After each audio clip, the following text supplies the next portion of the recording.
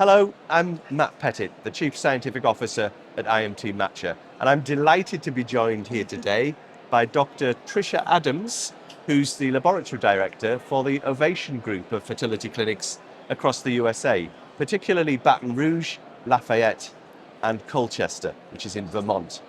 Hi Tricia, how are you? Good, how are you? Great. And by the way, congratulations on the recent completion of your PhD in reproductive physiology. Yes. What an achievement. Thank you. Thank you very much. It was a long road and a difficult path being an embryologist and a lab manager and then finishing my PhD, but it was worth it the whole way.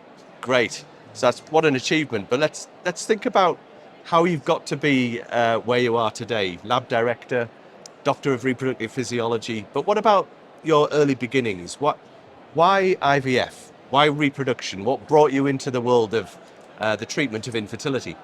Well, to be honest, I started out as a biologist, just a biologist all the way with a degree, and I didn't really know where I wanted to go. And I found reproductive physiology there was a program at LSU, and I fell in love with it. I went to graduate school, got my master's, and then I actually went to work.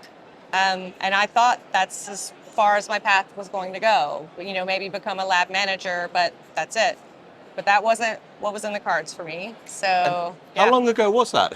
When did you make a start on that journey? I started that journey in 2006. Okay. Yeah, so a So, long way. so you must have seen a lot of changes in that time, sort of, Yes, I you have. I know, have. almost 20 years, I guess. So back in the early days, how did the landscape differ compared to what IVF looks like now? So my first experience as an embryologist, there were a lot of course, witnessing with two people, a lot of color coding. There were so many things that you had to do with paperwork, less EMR and electronic things in the laboratory. We also did less PGT, so the days were different, the schedules were different, and that's evolved over time. Do you think we're working in a more risky environment now compared to when you first started? I do, only because I feel that there's more work. There's more activities, more things that have to be done for the embryologist where the total number of duties before was less. So I think they get very tired, distracted, and you just tired in general. Okay. Yeah. And then, Tricia, you've been really instrumental, playing an integral part in the development of quality management systems that have helped to underpin both patient and staff safety Yes. in the laboratory. Um, these days, what particularly do you think are the areas that embryologists are most at risk? Most at risk, I find, is embryo transfer, but then also ICSI or conventional INSEM, just the point that the gametes are coming together, making sure that you have the correct gametes for the right patient, and then that you are transferring or warming the correct embryo that the patient needs. And that's where your huge risk, your pain points are in the system. Okay. Yeah. And what about traceability? What about having the ability to be able to provide insight into the patient's journey and to be able to share that information with the stakeholders for compliance or even the patients themselves? Do you think that's particularly important now compared to how it was previously? It's definitely more important now than it was previously. In fact, when we first implemented the matcher system in our laboratories, the physicians, they were impartial. They just thought it was another piece of lab equipment that we were using. And then as time grew, they realized how important it was, and now they fully embrace it, and they are sharing it in their patient education videos. So it's become an integral part because you can have proof of what was done. You can run a report. It has timestamps, who transferred what. There are pictures, and it has really been very useful in our procedures. Okay. Yeah.